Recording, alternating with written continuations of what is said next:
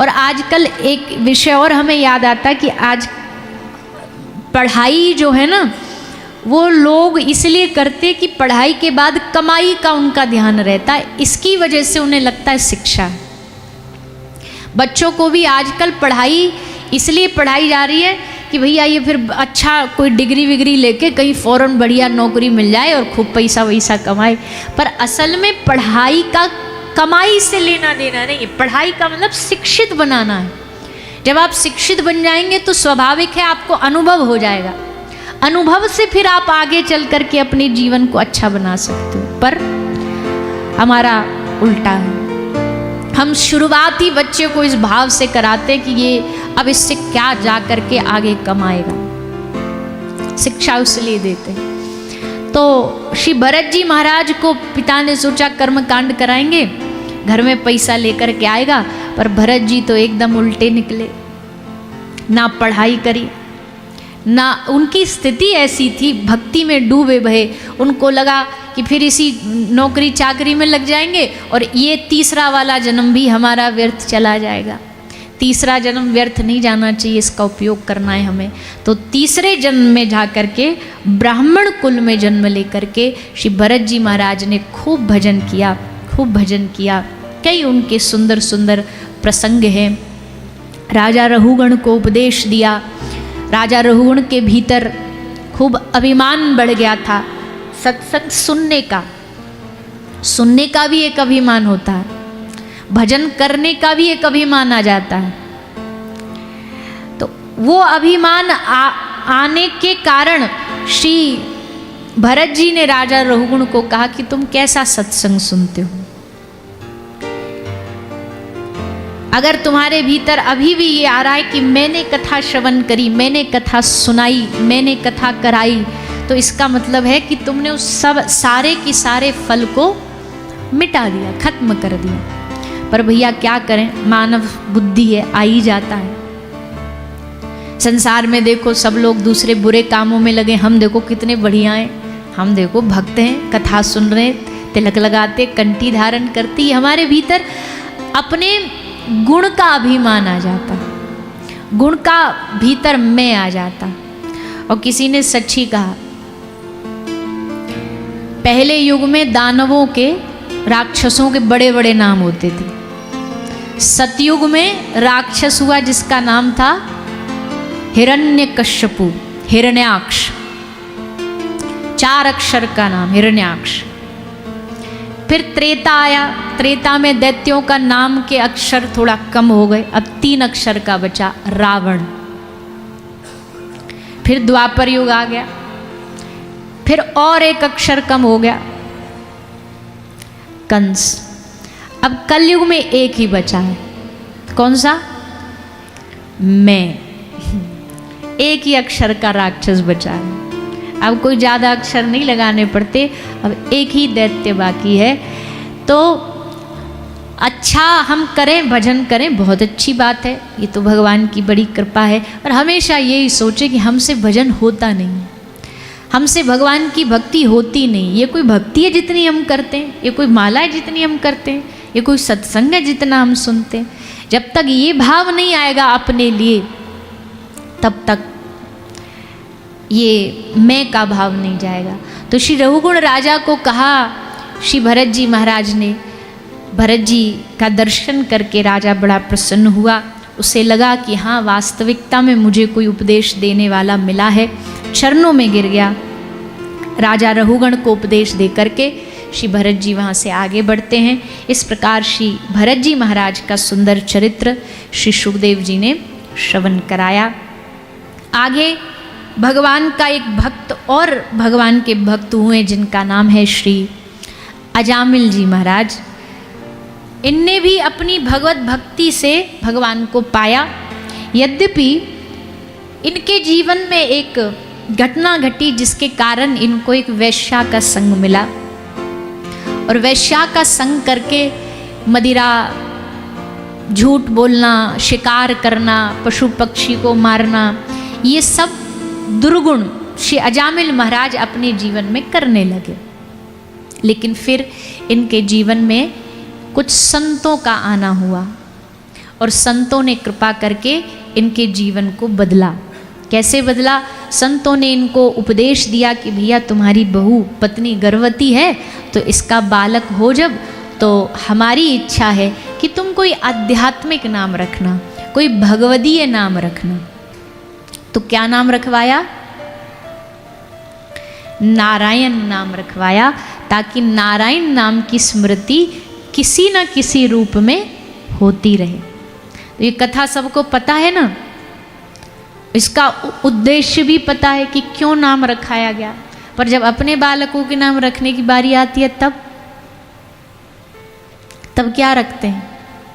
कई बार तो हमको 6-6 बार बच्चों से नाम पूछना पड़ता है कि वो ऐसे अंग्रेज़ी नाम रखेंगे, बड़े स्टाइलिश नाम रखेंगे कि वो समझ में ही नहीं आता कि ये बोल क्या रहे।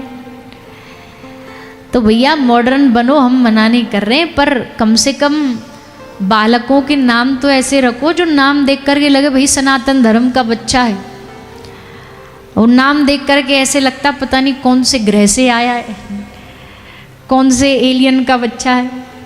कुछ भी नाम धर देते। पहले नाम पंडितों से पूछते थे, घर में नामकरण संस्कार होता था, उनसे पूछते थे, बोले पंडित जी नाम बताओ।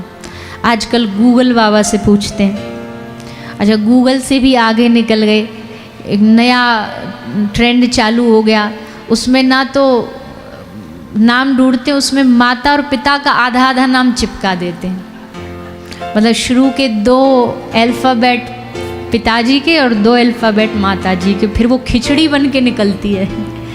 अच्छा, उनको मतलब नहीं है कोई उनसे ये बच्चे से ही पूछ ले, बेटा तुम्हारे नाम का अर्थ बताओ, तो सर खुजाएगा, बोले अर्थ ही नहीं है इसका कोई। बिना अर्थ जाने तो नाम नहीं रखना चाहिए कभी भी, क्योंकि यथा नाम तथा गुण, नाम के धीरे धीरे संस्कार उसमें आते हैं। इसलिए पहले नाम जो भी आप रखो उसका अर्थ अच्छा होना चाहिए, और दूसरा कोई भगवत नाम पर हो तो आनंद ही आनंद है। कम से कम चिंटू पिंटू बुलाने से बढ़िया उनका ठाकुर जी का नाम लोगे तो मुख से भगवान का नाम निकलेगा, उनकी स्मृति आएगी। भगवान बोलेंगे ऐसे तो तू लेता नहीं बेटा, चल ऐसे ही ले ले। कम से कम अपने पोता पोती को बुलाने में ही तुझे हमारी याद आ जाए तो ही बेहतर है। तो अच्छे अच्छे नाम रखो, ठाकुर जी के बढ़िया बढ़िया नाम सर्च करो, विष्णु सहस्त्र नाम पढ़ो, गोपाल सहस्त्र नाम पढ़ो, श्री किशोरी जी के नाम पढ़ो, उनकी सखियों के नाम पढ़ो। उन नामों को आप अपने बालकों के घर में नाम रखो।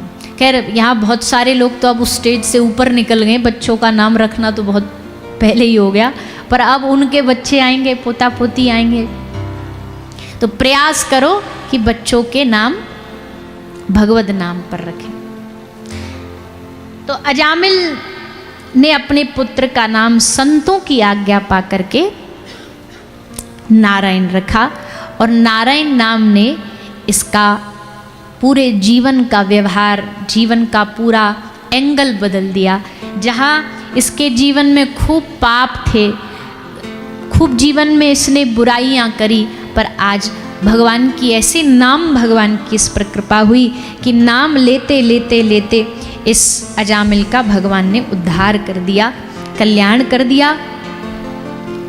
इस प्रकार अजामिल की कथा सुनाते हुए आगे श्री सुखदेव जी ने भगवान के परम भक्त, यद्यपि वो दैत्य था, राक्षस योनि में उसका जन्म हुआ था, पर उसने भगवान की महिमा को समझते हुए बहुत सुंदर भगवान की स्तुति करी। वृत्तासुर की चरित्र, वृत्तासुर की कथा सुनाई गई, और 7वें स्कंद में भगवान के परम भक्त प्रहलाद जी महाराज का चरित्र सुनाया गया।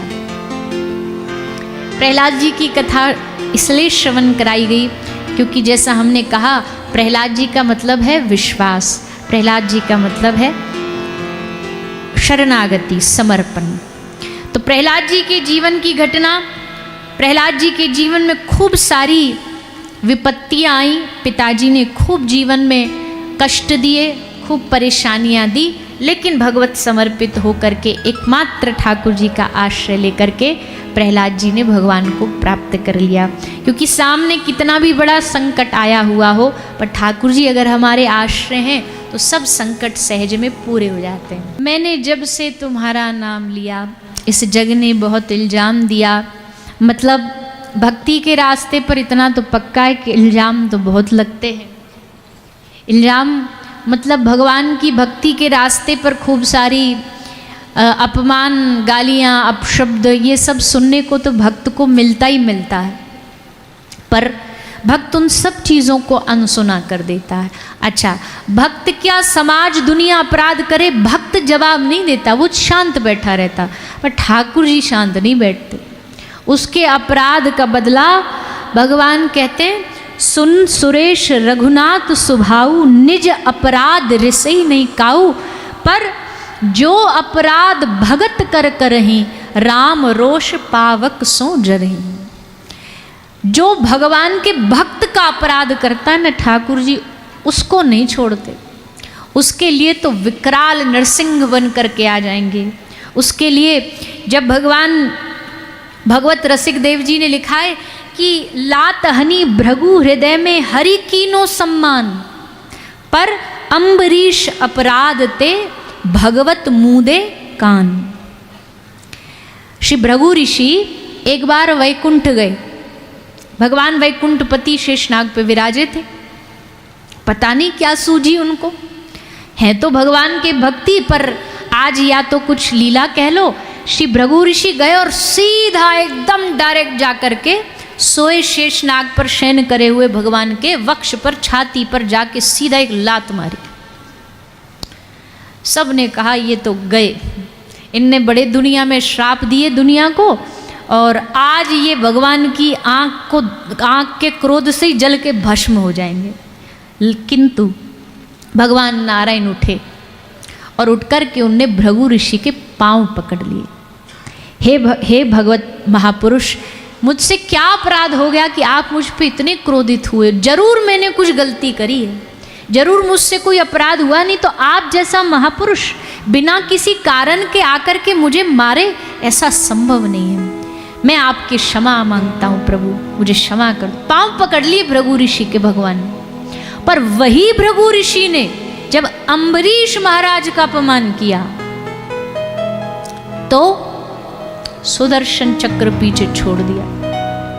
बोले इसको पूरे चहु और ब्रह्मांड में घुमा डालो, पर छोड़ न देना, बख्श न देना इसको, इसने हमारे भक्त का अपमान किया है।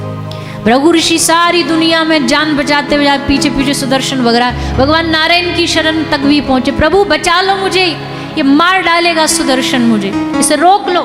ठाकुर जी बोले हमारे कंट्रोल में नहीं है, हमारे बस की नहीं है। तो फिर कौन बचाएगा? जिसका तुमने अपराध किया उस भक्त की शरण में जाओ, वो क्षमादान देगा, तब तुम्हारी रक्षा हो। तो भैया दुनिया में ठाकुर जी सब क्षमा कर सकते, पर भक्त का, अपने निज जन का, वैष्णव का अपराध नहीं। इसलिए हम आप सबसे प्रार्थना करते हैं, आप किसी भक्त संत का सम्मान नहीं कर सकते, कोई बात नहीं, मत करो, घर बैठे रहो। कोई साधु आपके सम्मान का भूखा भी नहीं है, पर कम से कम इतना तो ठान लो कि किसी का अपमान नहीं करना। सम्मान न बने चलेगा, अपमान नहीं करना। और अपमान क्या है? अपमान में ये नहीं डंडा मार देना, गाली दे देना, झगड़ा करना, केवल यही अपमान नहीं। अपमान का मतलब आप उनकी निंदा करो। आप यहाँ बैठे बैठे भी किसी ब्रज के साधु की बुराई करो, अरे ये तो फलाने बस ऐसे ही हैं, सब ढोंगी हैं। अच्छा इतना भी बोल दोगे ना, ये सब बाबा जी, ये सब ढोंगी हैं, हो गया वैष्णव अपराध, हो गया संत अपराध। और मुझे लगता है ये अपराध से तो आजकल बहुत कम ही लोग बचते हैं, क्योंकि सबकी जुबान पे यही चढ़ा रहता है, आजकल तो किसी का भरोसा नहीं, आजकल तो सब साधु ऐसे, आजकल तो वैसे। ऐसा नहीं कहना चाहिए, कभी गलती से बात ना बोलो। कोई एक विशेष व्यक्ति से आपका कोई अनुभव खराब हुआ हो सकता है, रावण भी साधु का वेश बना के आया था, हो सकता है आपका अनुभव किसी एक विशेष व्यक्ति से बुरा रहा हो, पर इसका अर्थ ये नहीं कि आप पूरे संत समाज को बोल दो। ये पूरे संत समाज पर बोलने का अधिकार नहीं है हमारा, ये धब्बा है और ये अपराध है। इस अपराध को नहीं ठाकुर जी माफ करेंगे। अगर आपने बोल दिया कि सब संत ऐसे ही होते हैं, झूठे होते हैं, नकली होते हैं, ना, इस अपराध से बचो। किसी का मजाक उड़ा देना ये भी अपराध है। कोई जैसे तैसे भक्ति के मार्ग पर चला, चंदन कंठी लगाया, उसका मजाक उड़ा दिया, ये भी अपराध है। इससे भी बचो। जो जैसा कर रहा है उसको वैसा करने दो। आप बुरा बोल के, निंदा करके। अच्छा देखो, हमने एक बात बोली थी अभी कुछ देर पहले कि आप बंद कमरे में भी भगवान की स्तुति करते हो ना, तो भगवान को वो सुनाई देती है। ऐसा नहीं, ये मत समझना चीटी के पग नूपुर बाजे तो भी साहिब सुनता, पर ये तो आप सबको पता ही है। पर इसके दूसरा पार्ट हम सोचना भूल जाते हैं कि अगर भगवान हमारी प्रशंसा स्तुति सुनता है, तो बंद कमरे में जो हम बुराइयां करते हैं ना, वो भी ठाकुर जी पूरी सुनता है। वो भी भगवान को सब पता। बंद कमरे में जो बुराइयों पे बुराइयां तुम करे जाते हो ना, वो भी ठाकुर जी देख रहे हैं। इसकी बुराई, उसकी बुराई, ऐसा वैसा, वो भी भगवान देख रहे हैं 24 घंटे क्या कर रहे हो। इसलिए उससे बचें। तो प्रहलाद जी, अच्छा जब हिरण्यकश्यपु ने खूब पाप किए, देवताओं ने जाके भगवान से प्रार्थना करी, प्रभु आप अवतार ले लो, आप थोड़ी हमारी रक्षा करो। भगवान ने बोले अभी नहीं मारेंगे हम इसको। कब मारेंगे? बोले 36,000 वर्ष तक इसने तप किया, इसलिए सुरक्षित है। कितना भी बड़े से बड़ा पाप कर ले, हम इसको मार नहीं सकते। लेकिन एक जीवन में ये ऐसा अपराध आगे चल के करेगा जिसको इसका तप भी नहीं बचा सकता। क्या? ये भक्त प्रहलाद से द्वेष करेगा, इसको कष्ट देगा, और फिर हम आकर के इसका उद्धार करेंगे। तो इतने पाप किए इसने, भगवान ने टालते गए। फिर इसके घर में भक्त प्रहलाद जी का जन्म हुआ। प्रहलाद जी ठाकुर जी के प्रिय भक्त हैं। प्रिय भक्तों में से एक, लाडले भक्त हैं। 12 भक्तों में प्रहलाद जी आते हैं। प्रहलाद जी लाडले इसलिए हैं क्योंकि भैया देखो, कष्ट पड़ने पर तो हम तुरंत भगवान की भक्ति छोड़ देंगे। कोई हमसे कहे एक तरफ प्लेट में भोजन मिलेगा, या तो भोजन छोड़ो या भजन छोड़ो, तो हम क्या छोड़ेंगे? भोजन नहीं मिलेगा, उसके लिए भजन छोड़ना पड़ेगा। अरे हम तो बिना ये लालच दिए ही भजन छोड़ देते। भोजन का लालच मिल जाए तो तुरंत छोड़ देंगे। हम तो बिना किसी लालच के ही छोड़े बैठे। कोई लालच मिल जाए फिर तो पूछो ही ना। दोहा भी है ना, भूखे भजन न हो गोपाला, ले लो अपनी कंठी माला। उतार के धर देंगे। बोले ठाकुर जी पहले पेट पूजा, फिर काम दूजा। पर भगवान का भक्त, प्रहलाद जैसा भक्त क्यों ना भगवान का लाडला बने। पिता ने कहा तुझे हम कारागार में डाल रहे हैं, भोजन नहीं मिलेगा, भजन छोड़ दे। प्रहलाद जी ने कहा भजन को छोड़ने वाली चीज़ है? कोई कह दे तुमसे सांस लेना छोड़ दो, छोड़ दोगे? क्या जीवन जीना छोड़ दोगे? नहीं छोड़ते। तो फिर भगवान की स्मृति भला मैं क्यों छोड़ूं? ये परम लाभ है, भगवान की स्मृति परम लाभ है। खूब समझाया हिरण्यकश्यपु ने, पर प्रहलाद जी की जो पढ़ाई है वो ये नहीं समझ सकता, और हिरण्यकश्यपु की बात प्रहलाद जी को समझ ना आती। ऐसे करते करते भैया खूब कष्ट दिए प्रहलाद जी को। प्रहलाद जी सहते रहे, हंसते हुए, मुस्कुराते हुए, और फिर अंत में जाकर के भगवान ने नरसिंह रूप धारण करके प्रहलाद जी की रक्षा करने के लिए ठाकुर जी पधारे। नरसिंह रूप बना के ठाकुर जी आए और हिरण्यकश्यपु का उद्धार किया और प्रहलाद जी पर कृपा करी। ऐसा सुंदर चरित्र श्री सुखदेव मुनि ने राजा परीक्षित को सुनाया। भक्त चरित्र, आज के दिन विशेष भक्तों का प्रसंग, भगवान का प्रसंग, अवतारों का प्रसंग। तो प्रहलाद जी और नरसिंह भगवान, आगे गजेंद्र नामक एक भगवान का भक्त हुआ। काल ने, मगर ने इसका पांव पकड़ लिया। संत महापुरुष उदाहरण देते हैं कि भैया ये मगर और कोई नहीं है, हम सब के जीवन में भी हम सब का पांव भी मगर ने पकड़ रखा है। कैसे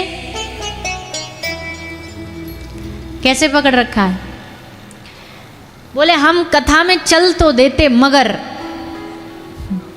हम वृंदावन तुम्हारे कहने पर आ तो जाते, मगर दुकान कौन संभालेगा। हम आपके कहने पर भजन कर तो लेते, मगर मन नहीं लगता। तो जो मगर है ना, ये सबको मगर ने पकड़ रखा है। सब इसी मगर में उलझे हुए हैं, सभी इसी में लगे, कर तो लेते मगर होता नहीं है। तो इस काल रूपी मगर ने सबको पकड़ रखा है, सबको चंगुल में दबा रखा है। काल आया ग्राह बन करके और आकर के श्री गजेंद्र महाराज के पांव को पकड़ा, जल की ओर खींचा। श्री गजेंद्र भगवान के करके गजेंद्र पर कृपा करते हैं, रक्षा करते हैं। समुद्र मंथन की कथाई, समुद्र मंथन में अनेकानेक रत्न निकले, अमृत समुद्र से निकला। लक्ष्मी माता, लक्ष्मी जी कहाँ से प्रकट हुई हैं? समुद्र से। लक्ष्मी माता समुद्र से उनका प्रागट्य हुआ है। भगवान समुद्र को भी भगवान का स्वरूप माना गया है, क्योंकि भगवान के स्वरूप से ही बना है। लक्ष्मी जी प्रकट हुई, सब उनसे ब्याह करने के लिए लाइन में लग गए, क्योंकि लक्ष्मी को तो सब पाना चाहता है। लक्ष्मी को सब पाना चाहते हैं, और ये कोई महत्वपूर्ण बात नहीं, महत्वपूर्ण बात है कि लक्ष्मी जी किसको चाहती हैं। लक्ष्मी जी को तो सब चाहते हैं, लक्ष्मी किसको चाहती है? लक्ष्मी उनको चाहती है जो नारायण को चाहते हैं, क्योंकि लक्ष्मी के पति स्वामी नारायण। तो जहाँ स्वामी होंगे, जहाँ पति होंगे, वहीं पीछे पीछे उनकी पत्नी जाएगी। तो जहाँ श्री नारायण भगवान जाएंगे, वहीं पीछे पीछे श्री जाएगी। और श्री का मतलब आप ये मत मानना कि केवल धन से ही बोला जा रहा है। श्री का मतलब होता है शुभ तत्व। केवल धन ही, पैसा ही श्री नहीं है। अरे खुशियाँ भी तो श्री हैं। जहाँ नारायण होंगे वहाँ खुशियाँ होंगी, जहाँ भगवान होंगे वहाँ आनंद होगा। हमारे गुरुदेव कहते थे लक्ष्मी जी के 2 प्रकार हैं तुम्हारे जीवन में आने के, या तो नारायण भगवान के साथ बुला लो, या लक्ष्मी जी का वाहन कौन सा है? उल्लू। तो अगर झूठ अपराध करके लक्ष्मी बुलाओगे ना, तो वो उल्लू पर ही विराजमान होकर के आएंगी। पर अगर तुम सत्यता और ईमानदारी से बुलाओगे, तो वो नारायण भगवान के साथ आकर के विराजमान होंगे। कभी भी लक्ष्मी अकेली ना मांगो, मांगो प्रभु आप साथ आओ, आपके संग लक्ष्मी जी की शोभा है। तो लक्ष्मी जी प्रकट भई समुद्र मंथन से। इसी मंथन में ऐरावत हाथी निकला, और इसी मंथन में ठाकुर जी की परम प्रिय, उन जिनकी ठाकुर जी उपासना करते, ऐसी गौ माता भी समुद्र से ही प्रकट हुई हैं। हमको लगता है कि बहुत सारी चीज़ें हम लोग जानते नहीं हैं, हमें पता नहीं है। एक तो हमें पढ़ाई नहीं जाती। बताओ कौन से स्कूल में पढ़ाया जाता गौ माता का प्रागट्य कहाँ से हुआ, लक्ष्मी जी का प्रागट्य कहाँ से हुआ। हम पिछली कथा में बोले भी थे, बोल भैया आबर डाबर ये सब की कथाएं तो हम हिस्ट्री में पढ़ा दी जाती हैं। बाबर का चाचा ये हुआ, ताहू ये हुआ, काका ये हुआ। पर हमारे जो जीवन के, हमारे धर्म के जो मूल हैं, बताओ प्रहलाद जी की कथा किसी बच्चे को स्कूल में पढ़ाई जाती है? ध्रुव जी की कथा किसी बच्चे को स्कूल में पढ़ाई जाती है? किसी सब्जेक्ट में आती है? नहीं। इतिहास की घटना अपनी सनातन की, कोई धर्म की बातें नहीं। पहले फिर भी आ जाती थी, गौ माता की महिमा, गाय का प्रस्ताव आता था, हिंदी का प्रस्ताव आता था। अब तो भैया सब ऐसा बन गया है, अंग्रेजी जुगाड़ हो गया है कि बस पूछो नहीं। अब तो हमने सुना है, और सुना क्या खुद भी देखा है अपने विद्या के जीवन में, कि बच्चों को ये जो बड़े बड़े इंग्लिश मीडियम कॉन्वेंट स्कूल हो गए ना, इसमें हिंदी बोलने पर फाइन लगाया जाता है बच्चों पे। ये हिंदी में नहीं बोलना, हिंदी में ना बोलना, नहीं तो एक वर्ड का 5 रुपया, इंग्लिश में बोलो। अब बताओ क्या सिखाओगे बच्चों को? उनकी दृष्टि में उनकी भाषा की क्या वैल्यू रहेगी कि उनको अपनी भाषा बोलने पर फाइन लग रहा है। कलावा बांधने, अभी कल ही खूब हंगामा चल रहा गुजरात में, एक कोई बच्ची है उसकी कंठी उतरवा दी गई, एग्ज़ाम हॉल में घुसने नहीं दिया। बोले एग्ज़ाम हॉल में तभी घुसोगी, पहले कंठी उतारनी पड़ेगी। बताओ इससे बड़ा, अब आप भारत में जी रहे हो कि पाकिस्तान में जी रहे हो? अपने देश में रह करके अपने धर्म की कंठी उतरवा रहे हैं, तब आपको एग्जाम हॉल में घुसने देंगे। इंग्लिश मीडियम स्कूल में बच्चे तिलक नहीं लगा के जा सकते, कंठी नहीं धारण करके जा सकते, बहुत सारी चीजें हैं। पर भैया हम तो इतना जानते, ये धर्म, ये देश सनातन का देश है और अपने अपने धर्म को सब बड़े गौरव के साथ जीते हैं, अपने आप को गौरवान्वित महसूस करते हैं। अच्छा स्कूल छोड़ दो, स्कूल की जो सिस्टम है वो तो हम बदल नहीं सकते, पर घर में तो बदल सकते हैं। घर की जो पेरेंटिंग है, घर में जिस प्रकार से आप बच्चों का लालन पालन करते हो, उसमें तो आप भक्ति का विषय उनको पढ़ा सकते हो, उनको गौ माता की महिमा बताइए। आप जिस आयु के हैं आप सब गाय की महिमा फिर भी जानते हैं, इतना तो पता है कि गाय हमारी आराध्य है, उनकी हमें सेवा पूजा करनी चाहिए। पर अब पीढ़ी आगे बढ़ेगी, आगे आने वाली पीढ़ी को गाय की महिमा कौन समझाएगा, कौन बताएगा। और ऐसा नहीं समझिएगा कि ये कोई हमारी अंधविश्वास की बातें हैं। गाय हमारे जीवन का मूल है, केवल धर्म के हिसाब से नहीं कह रहे हम, सब प्रकार से बचपन से लेके मृत्यु सैया तक। अगर माता तो कुछ वर्षों तक दूध पिलाती है, पर उसके बाद आगे हमारे लालन पालन में किसका दूध काम आता है?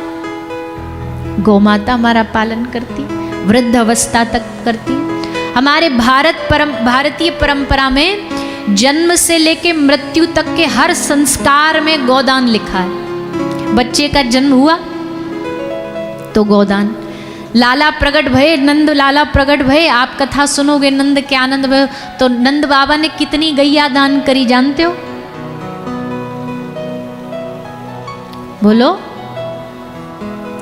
नंद बाबा ने लाला के जन्मदिन पे 2 लाख गैया दान कर दी, खुशी खुशी में। ले जाओ भैया सबरे ब्रजवासी, तुम सब गैया ले जाओ, आज हमारे घर लाला भयो है। इतनी गौदान करी, इतनी गैया दान करी। तो जन्म पे गोदान, फिर आगे बढ़े बालक का नामकरण संस्कार, उस पर गोदान, जनेऊ संस्कार, उस पर गोदान। ब्याह होता था, ब्याह में पहले मर्सिडीज ना मिलती थी दहेज में, तुम्हारी ये सब बेड सोफा नहीं मिलते थे। अपनी बेटी को घर परिवार में से क्या दिया जाता था? हाँ भाई गैया ले जाओ, गौ ले जाओ अपने साथ में, ये गैया तुम्हारे खुद का भी पालन करेगी और ससुराल पक्ष में सबका पेट भरेगी। फिर चलते चलते मृत्यु आई, तो मृत्यु के समय भी ब्राह्मणों ने क्या कहा?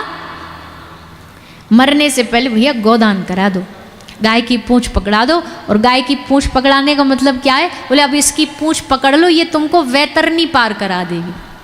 वैतरणी नदी पार करनी पड़ती है मृत्यु उपरांत, तो कौन पार कराएगा? वैतरणी नदी ना तो आपकी एम्बेसडर पार कराएगी, ना तो कोई BMW पार कराएगी। वैतरणी नदी गौ माता का आश्रय लेकर के ही पार की जा सकती है। तो मृत्यु संस्कार में भी भैया जन्म से लेकर मृत्यु तक गाय हमारा सहयोग देती है, साथ देती है। गौ के उपासक लोग कहते हैं हमारी जीवन का हम इतनी गंदगी फेंक देते हैं गौ माता के सामने, फिर भी वो हमारा वेस्ट खा के भी इतना बेस्ट दूध देती है, हमारी गंदगी खा के भी अमृत समान दूध देती है। पर हम फिर भी उनकी महिमा नहीं समझते, फिर भी हम उनके प्रति, हमारे हृदय में करुणा नहीं है। उनको कष्ट में देख के हमारा हृदय कष्ट में रोता नहीं है कि प्रभु ये क्या हो रहा है गौ माता के लिए। और अगर आपको असली गाय की दशा और दिशा देखनी है कि आज गाय किस स्थिति में, तो हम आपको न्योता देते हैं, आइएगा कभी वृंदावन आते जाते हमारे जो गौ सेवा धाम अस्पताल है, हॉस्पिटल है, इसमें आइएगा, तब आपको पता चलेगा कि आजकल गाय की स्थिति है क्या समाज में, कैसी गाय की दुर्दशा है समाज में। जली गाय, कटी गाय, पैर से टूटी गाय, अस्त्र शस्त्र से कटी हुई गाय, गोली खाई हुई, बंदूक की गोली खाई हुई गाय, सड़कों पर दोनों पांव के ऊपर से गाड़ी ट्रक चढ़ करके चला गया, दोनों पांव से टूटी गाय, पैर टूटे दोनों। अब बताओ 2 पांव टूट गए, अब क्या करेगी जीवन भर? आश्रय कोई है नहीं, मालिक कोई है नहीं, क्योंकि पहले ही घर से निकाल दी गई थी, दूध देना बंद कर दिया था। लावारिस थी, ऊपर से ट्रक निकल के चला गया, अब 2 पाँव बचे हैं बस। पूरा इतना कुंटलों भर भार दो पाँव पर तो टिकना नहीं है। अब जीवन भर बस एक ही जगह पड़ी रहना। अब या तो उसको कोई अच्छे स्थान पर ले जाए, ऐसे अस्पताल पहुंचा दे जहाँ थोड़ा बहुत उनका खान पान का ध्यान रखा जाए, नहीं तो जीवन भर कहीं पड़ी रहती हैं सड़कों के किनारे, नालों के किनारे। उनके शरीर में कीड़े मकोड़े पड़ते रहते हैं, शरीर पूरा जख्मी हो जाता है। ऐसा जीवन गायों का हो गया है। तो हम तो ये कहते हैं, हम ये मानते हैं भैया कि हमारी गाय की प्रसन्नता से ही ठाकुर जी की प्रसन्नता है। अगर हमें भगवान को प्रसन्न करना है डायरेक्ट, तो इनडायरेक्टली गौ माता के माध्यम से ठाकुर जी जल्दी प्रसन्न हो जाएंगे। उनकी सेवा हमारा परम कर्तव्य है। इसलिए हमने एक दिन और भी कहा था, घर में गाय रख सकते हो, घर में गाय रखो, सोसाइटी में गाय रख सकते हो, वहाँ रखो। वो भी नहीं है तो कहीं गौशाला है, वहाँ जाओ, वहाँ जा कर के गौ माता की सेवा करो, वहाँ उनको प्रणाम करो, वहाँ उनकी आशीर्वाद लेकर के आओ। ऐसे स्थान इस देश का धर्म का केंद्र है। हम अब इस बार तो नहीं गए, पर यहाँ भी एक सुंदर गौशाला है। हम पिछले 2 बार जब आए तब दर्शन किया है, मंदिर प्रांगण के एकदम साथ में, और बड़ी सुंदर एकदम सुंदर गौ माता रखी गई है। ऐसी गौशाला जहाँ जहाँ भी हो वहाँ जाया करो। ऐसा जहाँ भी गौ माता की सेवा का कार्य हो रहा, बच्चों को ले जाओ। बच्चे देखेंगे अपनी आँखों से तो उनके भीतर जागृति आएगी। कितने बच्चों के भीतर मन में बदलाव आता है जब वो हमारे इस हॉस्पिटल में देखते हैं कि अच्छा गाय के साथ ऐसा हो रहा, हम भी सेवा करेंगे। छोटे छोटे बच्चे, हम बड़े होके पशुओं के डॉक्टर बनेंगे, तब हम यहाँ आकर के अपनी सेवा देंगे। और सेवा तो कैसे भी दी जा सकती है ना, ऐसे थोड़ी। जब कभी भी कोई धर्म की बात आती है, गौशाला गौ हॉस्पिटल की बात आती है, तो लोग को लगता है कि ये सिर्फ पैसे के लिए कर रहे हैं, पैसे कमाने के लिए, पैसे मांगने के लिए कर रहे हैं। भैया देखो, बुरा नहीं मानिएगा, सब अपने अपने लिए तो करते ही हैं। कोई 10 फ्लोर की बिल्डिंग बना रहा है, कोई अपने लिए बंगला बना रहा है, कोई यहाँ प्रॉपर्टी खरीद रहा है, कोई वहाँ एक घर इस शहर में खरीद लिया, एक उस देश में खरीद लिया, सब कर रहे हैं। पर क्या हमें ऐसा नहीं लगता कि जिस भगवान ने हमें जन्म दिया है, उन भगवान के लिए और उन भगवान की जो प्रिय गौ माता है, उन सब की सेवा के लिए हम कुछ करें? जिसके हृदय में भाव आए ना, वो आता भगवत कृपा से ही, आता भगवान की इच्छा से ही है।